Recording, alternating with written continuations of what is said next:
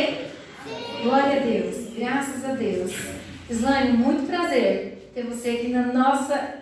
Não, a Igreja de Jesus, né? No nosso templo. Deus abençoe, minha querida. Ela está sempre nas reuniões, gente. Essa mulher é super inteligente. Você já conhecia ela? Já. Oh, meu Deus do céu. Nas reuniões ela vai sempre lá ajudar a professora. Glória E a Deus. ela nos ensina como ajudar nossos filhos. E tem me ajudado muito ouvir ela. Obrigada, de verdade. Gislaine, não abro mão, hein? Já é nossa. Sim Sim ou não, igreja? Amém! Louvado seja Deus. Glória a Deus. Deus dá graça para tua filha, Pai. Bom, no domingo passado o pastor convocou a igreja para estar jejuando nas terças e nas quintas. E hoje é quinta. No domingo passado eu tinha preparado essa mensagem aqui. Chama o jejum no fim dos tempos, um terreno profético. Essa mensagem é baseada num livro que eu li sobre jejum. Oh meu Deus, do Luciano Subirá, esqueci o nome do livro. Baseado no livro dele. E me chamou tanta atenção esse capítulo que eu fiz essa mensagem baseada nesse capítulo. Até que mais nada importa. Não, me ajuda, gente. Eu não conheço. Do jejum? Não, fica tranquilo. É novo dele, é o último que ele lançou agora. É sobre o jejum. E é impactante para a igreja, vai ser impactante para nós hoje essa revelação, porque nós estamos nos propondo a jejuar, então essa mensagem veio aos nossos corações e eu tenho certeza que vai nos ajudar. Amém? Atos capítulo 3, verso 19 ao 21. O jejum no fim dos tempos. Aleluia. Atos capítulo 3, verso 19. Arrependei-vos, pois, e convertei-vos, para que sejam apagados os vossos pecados, de sorte que venham os tempos de refrigério da presença do Senhor, e Ele envia o Cristo, que já dantes vos foi indicado, Jesus, ao qual convém que o céu receba até os tempos da restauração de todas as coisas, das quais Deus falou pela boca dos seus santos profetas desde o início. Pai, em nome de Jesus, aqui está a tua palavra, Senhor, e eu sou tua serva. Que o teu Espírito, Senhor, revele agora as tuas vontades, Senhor, a tua palavra para nós. Em nome de Jesus, abra os nossos corações para esse entendimento e que a gente possa caminhar por fé nesta prática, Senhor, que é o jejum. E nós vamos descobrindo pela tua palavra que é poderosa nos fins dos tempos. No nome de Jesus, nos ajuda, Senhor. Ajuda mesmo. Em nome de Jesus. Revela a tua palavra à tua filha. Sim, meu Pai, em nome de Jesus.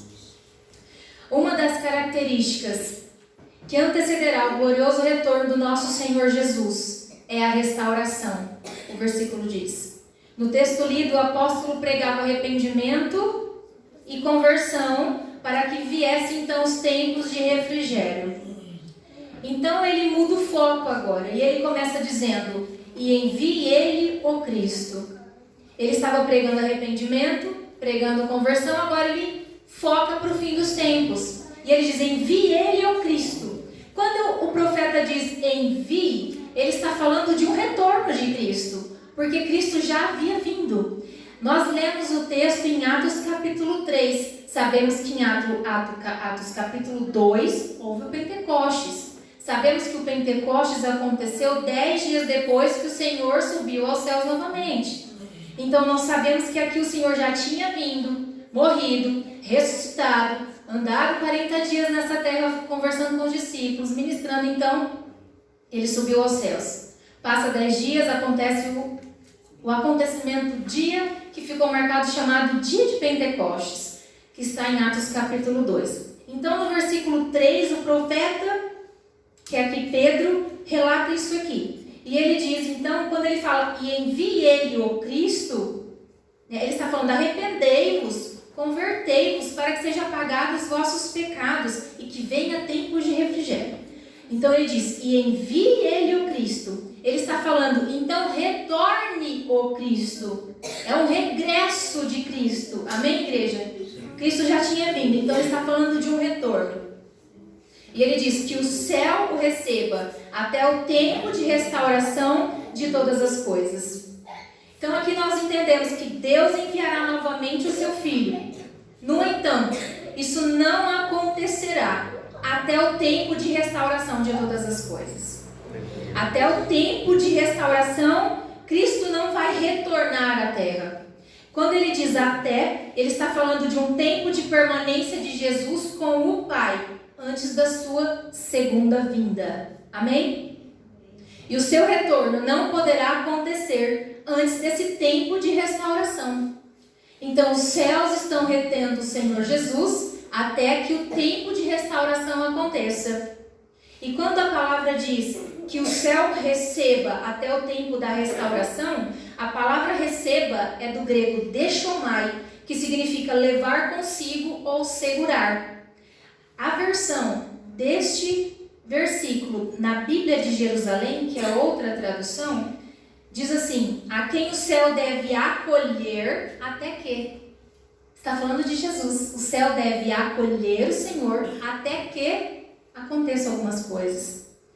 Na versão amplificada diz: o qual o céu deve receber e reter até que aconteçam algumas coisas.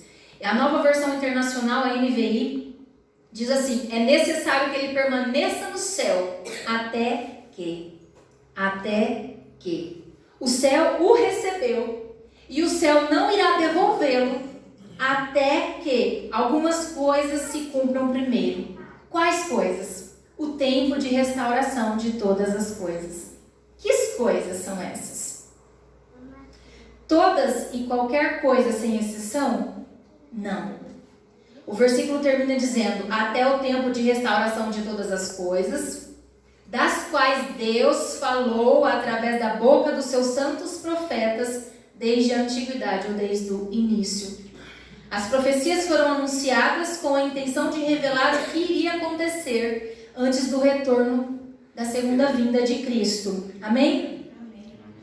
Jeremias 1, versículo 12, diz assim: então me disse o Senhor: viste bem, porque eu velo sobre a minha palavra para a cumprir. O Senhor está velando da sua palavra e Ele não vai deixar nenhuma palavra que saiu da sua boca e nenhuma palavra que saiu da boca dos teus santos profetas que foram inteiramente inspirados por Ele se cumprirem antes da sua vontade. Amém? 2 Pedro, capítulo 1, verso 20 e 21, diz assim: sabendo primeiramente isso, que nenhuma profecia da Escritura é de particular interpretação, porque a profecia nunca foi produzida por vontade dos homens, mas os homens da parte de Deus falaram movidos pelo Espírito Santo. Muitas profecias ainda se cumprirão. Algumas delas têm dupla referência, ou aconteceram parte no passado e parte vai acontecer no futuro, ou serão replicadas. A gente vai entender mais pra frente. Joel capítulo 2, no versículo 12, diz: todavia, ainda agora diz o Senhor, convertei-vos a mim de todo o vosso coração, e isso com jejuns e com choro e com pranto. Aqui o profeta Joel faz um chamado ao arrependimento e à conversão. E o que é marcado? Esse chamado ao arrependimento é marcado pela oração e pelo jejum. Ele diz: convertei-vos a mim de todo o vosso coração com jejuns e com pranto. Não é uma oração fria. Não é qualquer oração. É um jejum. E com o jejum, um pranto, um clamor, um grito de misericórdia da nossa parte para o nosso Senhor. Joel? Choro. Amém. Joel capítulo 2, agora no verso 15, ele diz: tocai a trombeta de Sião, santificai um jejum, convocai uma assembleia solene. Aqui o profeta está convocando o povo para um jejum. No verso 18, ainda do capítulo 2, indica uma etapa do cumprimento dessa profecia, que o Senhor diz assim, que a palavra diz assim: então o Senhor teve zelo da sua terra e se compadeceu do seu povo. Amém?